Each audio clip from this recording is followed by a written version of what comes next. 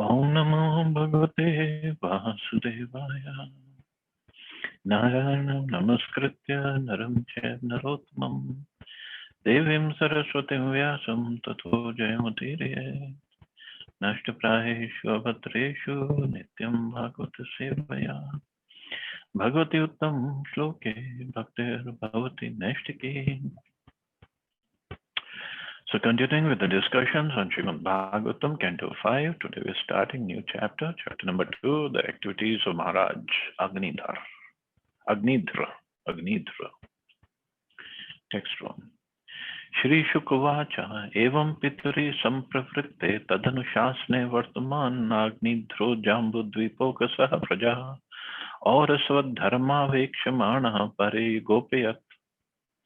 Sri Shukdev Goswami continued, after his father Maharaj Priyavrat departed to follow the path of spiritual life by undergoing austerities, King Agnidhra completely obeyed his order. Strictly observing the principles of religion, he gave full protection to the inhabitants of Jambudvip as if they were his own begotten sons. So as we know now, Maharaj Priyavrat in the previous chapter, he left the whole universal kingdom for his 7 sons, and Maharaj Agnidhra was the eldest son, and he was in charge of Jambudvip. So his activities are mentioned in this chapter. Following the instructions of his father, Maharaj Priyavrat, Maharaj Agnidhra ruled the inhabitants of Jambudvip according to religious principles. These principles are exactly contrary to the modern principles of faithlessness. As clearly stated here, the king protected the citizens the way a father protects his begotten children. How he ruled the citizens is also described here. Dharma Vekshmana, strictly according to religious principles. It's the duty of the executive head of a state to see that the citizens strictly follow religious principles. The Vedic religious principles begin with Varnashram Dharma, the duties of the 4 Varnas and 4 Ashrams. Dharma refers to principles given by the Supreme Personality of Godhead. The first principle of Dharma or religion is to observe the duties of the 4 orders as enjoined by the Supreme Personality of Godhead. According to people's qualities and activities, society should be divided into Brahman, Kshatriya, Vaishya, and Shudras, and then again into Brahmacharis, Grihasthas, Vanaprasts, and Sannyas. These are religious principles, and it is the duty of the head of the state to see that his citizens strictly follow them. He should not merely act officially. He should be like a father who's always a well-wisher of his sons. Such a father strictly observes whether his sons are performing their duties, and sometimes he also punishes them. So this is how Maharaj Agnidhra, he is son of Maharaj Priyavrat, and he saw his father, how he ruled, so he also ruled according to the same principles, the religious principles. Many times people say religion and politics should not combine. But actual religion is for one to engage in the service of the Lord and to engage everybody else in the service of the Lord. And as a king, he had the power, he had the right, it was his duty to engage everybody in the service of the Lord by adopting or by implementing the principles of Varnashram Dharma. But these days, because of so much of politics and so much of fall down of religious leaders, so-called religious leaders, and they are having ulterior motives. Religious leaders are supposed to be Brahmins and sannyasis. They are the religious leaders. So they cannot have any ulterior motives. But these days, that's not the case. And that is why people are getting fed up with the so-called pseudo-religionists. But in earlier days, everything was perfectly planned and implemented, and the society was perfect. So Maharaj Agnidhra had no problem in ruling according to Varnashram system. Just contrary to the principles mentioned here, the presidents and chief executives in the age of Kali are simply tax collectors who do not care whether religious principles are observed. Indeed, the chief executives of the present day introduce all kinds of sinful activities, especially illicit sex, intoxication, animal killing, and gambling. These sinful activities are now very prominently manifested in India. Although 100 years ago, these four principles of sinful life were strictly prohibited in the families of India, they have now been introduced into every Indian family. Practically, this is what is going on everywhere, like the other day we were discussing. Therefore, they cannot follow religious principles. In fact, if you do not do all these things, then the people will make fun of you. As if engaging in all these four activities is like going to heaven. It's nothing. It's opening the door for hell, actually. In contrast to the principles of the kings of old, the modern state is concerned only with propaganda for levying taxes and is no longer responsible for the spiritual welfare of the citizens. The state is now callous to religious principles. Srimad Bhagavatam predicts that in Kali Yuga, the government will be entrusted with Dasyu Dharma, which means the occupational duty of rogues and thieves. Modern heads of state are rogues and thieves who plunder the citizens instead of giving them protection. Rogues and thieves plunder without regard for law, but in this age of Kali, as stated in Srimad Bhagavatam, the lawmakers themselves plunder the citizens. The next prediction to be fulfilled, which is already coming to pass, is that because of the sinful activities of the citizens and the government, rain will become increasingly scarce, means it will hardly rain. Gradually, there will be complete drought and no production of food grains. People will be reduced to eating flesh and seeds, and many good, spiritually inclined people will have to forsake their homes because they will be too harassed by drought, taxation, and famine. The Krishna consciousness movement is the only hope to save the world from such devastation. It is most scientific and authorized movement for the actual welfare of the whole human society. So Prabhupada, in this paragraph, he has given plenty of things that will happen in Kali Yuga, and it is mentioned in Bhagavatam. And there's many more things that will happen. Prabhupada just touched a little bit of it.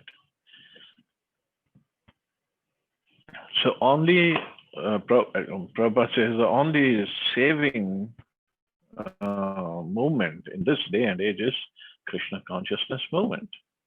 People should start becoming devotees of Krishna. And when they become devotees, when we become devotees of Krishna, the Mother Nature will provide everything for the sustenance of the devotees. She is also a devotee.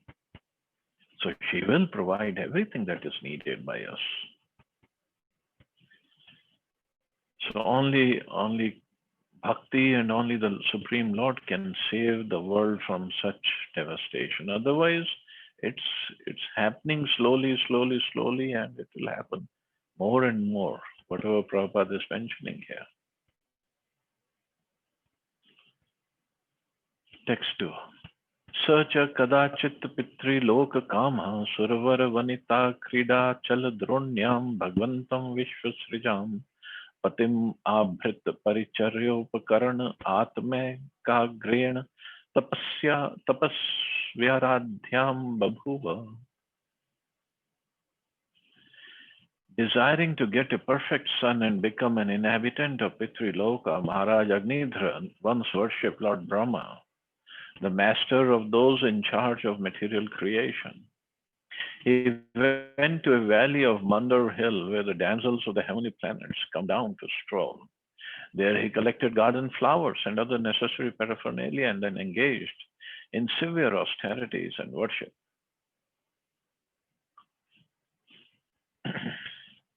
The king became Pitriloka Kama, or desirous of being transferred to the planet named Pitriloka. Pitriloka is mentioned in Bhagavad Gita, Yanti Devavrita Devan Pitrin Yanti Pitrivrita. To go to this planet, one needs very good sons who can make offerings to Lord Vishnu and then offer the remnants to their forefathers. The purpose of the Shraddha ceremony is to please the Supreme Personality of Godhead, Lord Vishnu, so that after pleasing him, one may offer prasad to one's forefathers and in this way make them happy. The inhabitants of Pitriloka, generally men of the karma khandya or fruitive activities category, who have been transferred there because of their pious activities. They can stay there as long as their descendants offer them Vishnu Prasad. Everyone in heavenly planets such as Pitriloka, however, must return to earth after exhausting the effects of his pious acts. As confirmed in Bhagavad Gita, Kshine Punya Marte Lokam Vishanti. Persons who perform pious acts are transferred to higher planets, but when the effects of their pious activities are over, they are again transferred to earth. So this is the way to go to Pitriloka. Pitriloka is a heavenly planet where the Pitras or the forefathers are living there. The pious ones, not the impious ones, the pious ones. Those who are involved in this fruitive karma-khandya activities. And the way to go there is one offer prasad of Lord Vishnu to one's forefathers, and then in this way make them happy. So this is also the Shraddha ceremony. So this is the crux of the Shraddha ceremony. It's when we go to either Haridwar or Gaya or anywhere else to do the Shraddha. So they do lots of other pujas, other rituals, whatever the tradition is. But ultimately, they make the pindas and then they do the offerings of bhoga to Lord Vishnu, and then they invite the forefathers to come and accept that prasad. So the soul in the subtle body can come and accept the prasad and go away. We don't see it, but it happens like that. So actually, this is what I was saying. The one can do it at home also. We all have deities at home, either Gaurnitai or Jagannath or Laddu Gopal or Radha Krishna. So we can offer them the bhoga and then offer the prasad to the forefathers. So, and sometimes people say then what to do after it is offered, the prasad, after the forefathers have hopefully come and accepted it. Well, it's prasad. What will happen to prasad? Nothing will happen to prasad. It's a good thing. So you consume it, you honor it.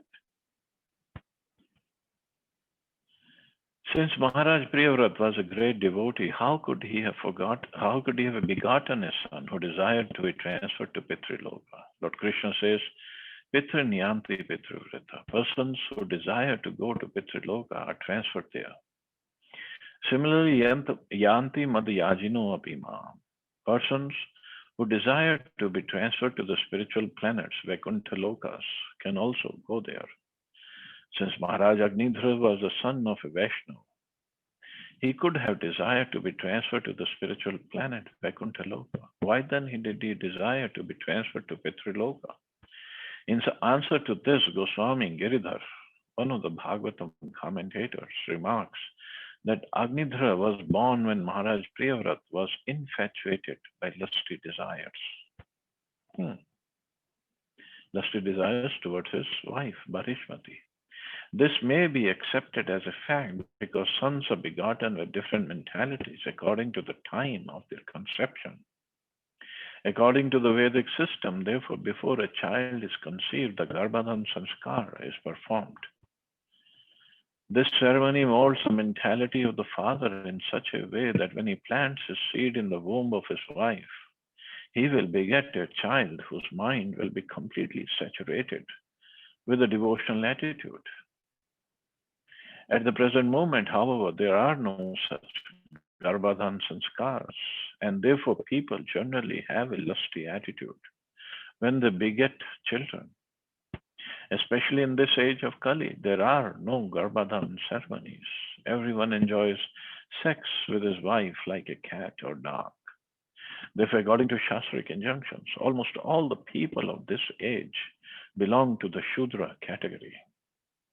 Of course, although Maharaj Agnidhra had a desire to be transferred to Pitriloka, this does not mean that his mentality was that of a Shudra. He was actually a Kshatriya.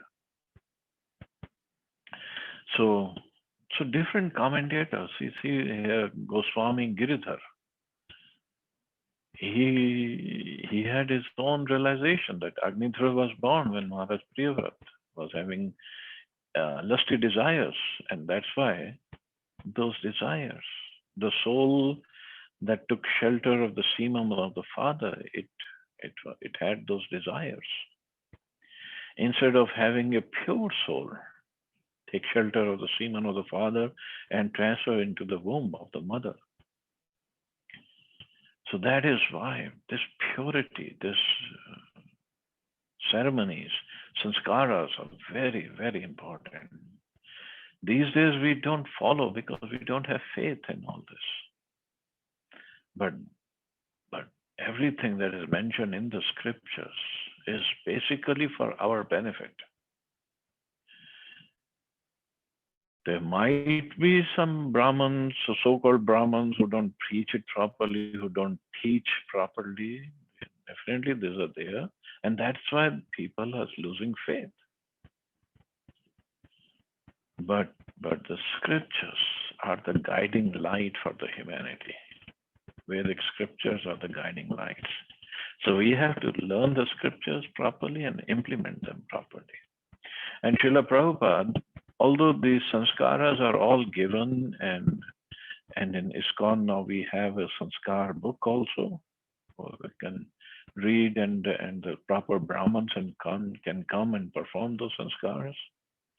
But for Garbhadhan sanskar, specifically this one, Prabhupada mentioned that both husband and wife, they should chant 50 rounds that day when they're going to conceive a child. And then hopefully their mental situation will be proper. They will be properly placed when the soul comes and takes shelter of the semen of the father. Maharaj Agnidhra desired to be transferred to Pitriloka, and therefore he needed a wife, because anyone desiring to be transferred to Pitriloka must leave behind a good son to offer yearly pinda or prasad from Lord Vishnu. So it's a yearly ceremony of doing pindadan.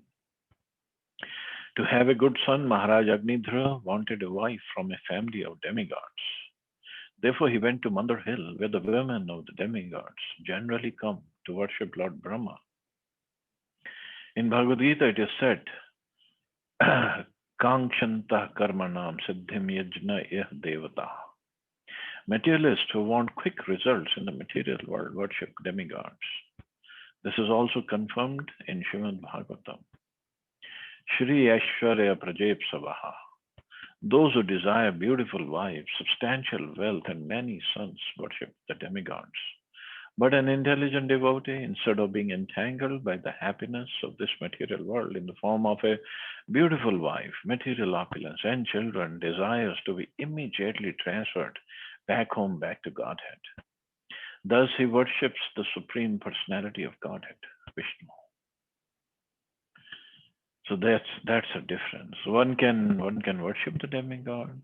In fact, I recently read somewhere about worship of Parvati with the specific mantra. If somebody is aspiring for a wonderful wife,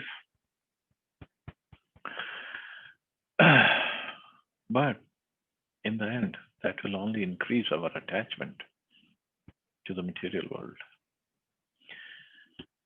So, so one should just worship Krishna or Vishnu and just depend upon him. But Maharaj Agnidhra had different desires, so he is trying to fulfill those desires. Taduplabhya Bhagwan Adipurusha Sadasi Gayantim Purvachittim Nam Apsara Sama Abhiyapa Yamasa. Understanding King Agnidra's desires, the first and most powerful created being of this universe, Lord Brahma selected the best of the dancing girls in his assembly, whose name was Purvachitti, and sent her to the king. In this verse, the words Bhagwan Adi Purusha are significant. Bhagwan Adi Purusha is Krishna. Govindam Adi Purusham Tamam Bhajami. Lord Krishna is the original person. In Bhagavad Gita, he is also addressed by Arjuna as Purusham Adyam, the original person, and he is called Bhagwan. In this verse, however, we see that Lord Brahma is described as Bhagwan Adi Purusha. The reason he is called Bhagwan is that he fully represents the Supreme Personality of Godhead and is a firstborn creature in this universe. Lord Brahma could understand Maharaj Agnidra's desires because he is as powerful as Lord Vishnu. As Lord Vishnu, situated as Paramatma, can understand the desire of the living entity, so Lord Brahma can also understand the living entity's desire, for Vishnu as a via medium informs him. So Paramatma or Vishnu informs him what the living entity desires, because Lord Brahma is fully surrendered. He is a representative of Supreme Personality of Godhead. So one has to be that high up in surrender that we also studied earlier, that Paramatma comes and speaks to him or gives him the right message. As stated in Srimad Bhagavatam, Lord Vishnu informs Lord Brahma of everything from within his heart. Because Maharaj Agnidhra specifically worshipped Lord Brahma was pleased and he sent Purvachitti, the Apsara, to satisfy him.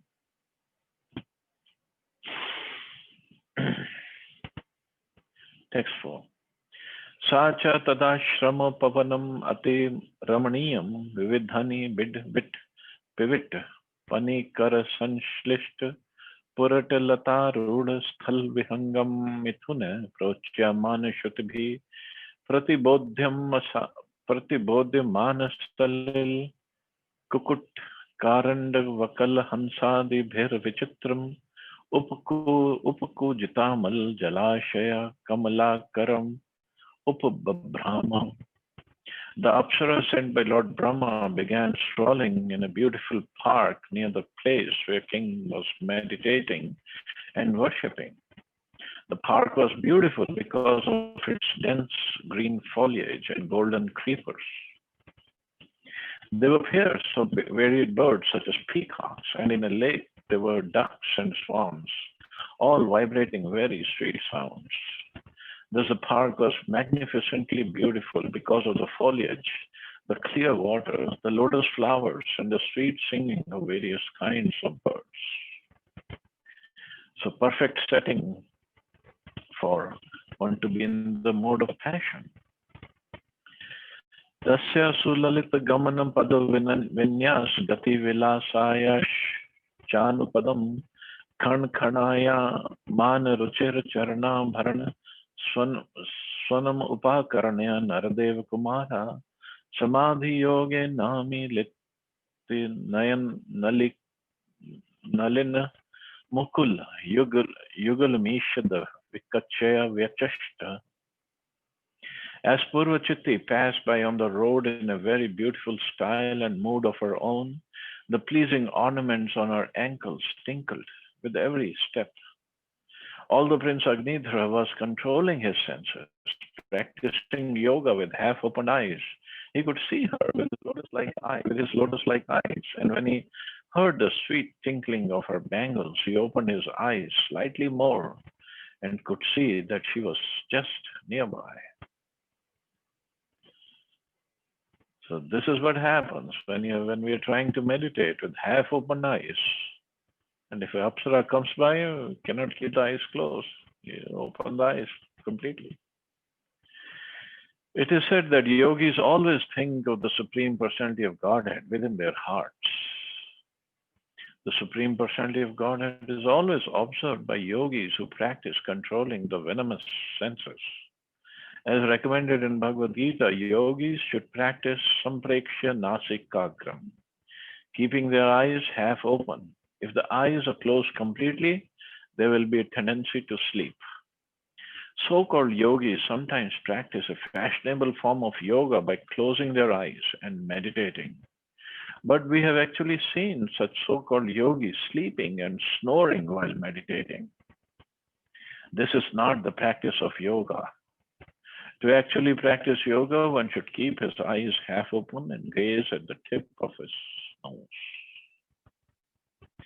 So, Prabhupada said, we have actually seen such so-called yogis sleeping and snoring while meditating. Well, at least they were completely at peace. That's when somebody can sleep and snore. Although Agnidhra, the son of Priyavrat, was practicing mystic yoga and trying to control his senses, the tinkling sound of Purvachitti's ankle bells disturbed his practice. Actual yoga practice means controlling the senses. One must practice mystic yoga to control the senses. But the sense control of a devotee who fully engages in the service of the Lord with his purified senses, Rishikena, Rishikesha, Sevanam, can never be disturbed. Srila Prabodhananda Saraswati therefore stated, the practice of yoga is undoubtedly good because it controls the senses, which are like venomous serpents, means poisonous serpents. When one engages in devotional service, however, completely employing all the activities of the senses in the service of the Lord, the venomous quality of the senses is completely nullified. It is explained that a serpent to be feared because of its poison fangs, but if those fangs are broken, the serpent, although it seems fearsome, is not at all dangerous. Devotees therefore may see hundreds and thousands of beautiful women with fascinating body movements and gestures, but not be allured because such women would make ordinary yogis fall.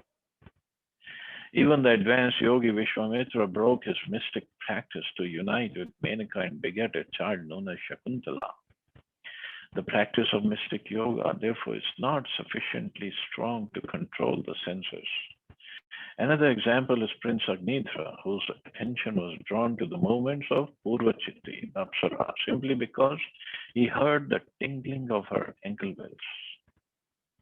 In the same way that Vishwamitra Muni was attracted by the tinkling bangles of Menaka, Prince Agnidhra, upon hearing the tinkling bangles of Purvachitti, immediately opened his eyes to see her beautiful movements as she walked. The prince was also very handsome. As described herein, his eyes were just like the buds of lotus flowers. As he opened his lotus-like eyes, he could immediately see that the Apsara was present by his side. But anyway, Agnidhra was basically meditating for this only. He wanted to go to Pitriloka. And Lord Brahma just fulfilled his desires. Lord Brahma didn't send Purvachitti to break the meditation of Agnidhra, just like Indra does all the time. So Purvachitti was there to fulfill the desires of Agnidhra. So anyway, we'll stop here. See anybody has any questions or comments?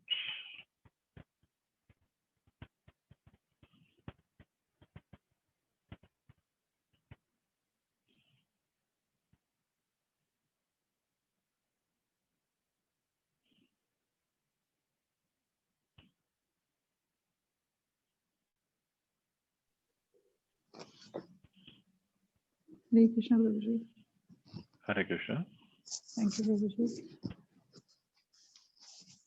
Thank you. Prabhuji, I just come to know that मैं वो नींद क्यों आ जाती है chanting करते हुए because I also go to sleep. Really, mind is at peace. Actually, this is mentioned in Bhagavatam. By doing bhakti yoga, everything that is disturbing to the mind stops. So mind is completely at peace. So first thing that is going to happen is sleep. It's just when one enjoys chanting, then they will not be sleeping. But when it's at peace, what is going to happen? Same thing, simply. So even at night, if somebody is trying hard to sleep, fall asleep, just start chanting. Or start reading Bhagavatam or Bhagavad Gita. Definitely. Yes, प्रभु जी, वो तो One can sleep. बचपन से होता था, पढ़ाई की कोई book उठा लो और फटाफट नींद आ जाती थी. Yeah.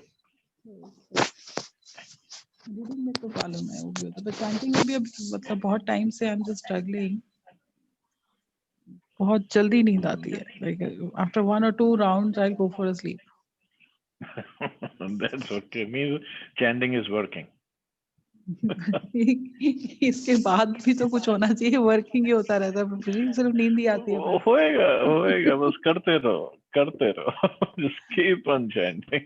मैं तो सोच रही हूँ, पता नहीं थ्रू आउट मेरा तो पूरा ये लाइफ ऐसे ही निकल जाएगा. Chanting ही नहीं हो No, पाएगा. then there are some technical tips. You should then stand up and chant. If still feeling sleepy, just walk around and chant. Spray some water on your face and chant.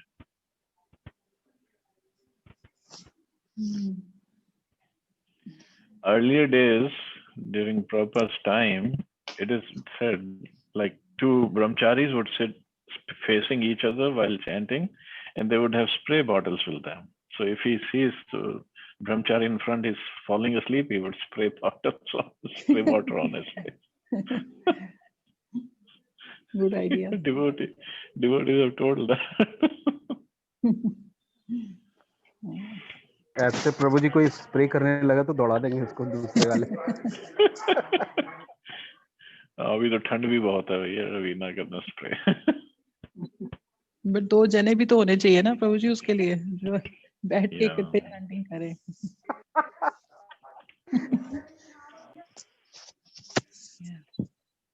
Anyway, thank you Prabhuji. But you can keep the spray bottle and can spray yourself.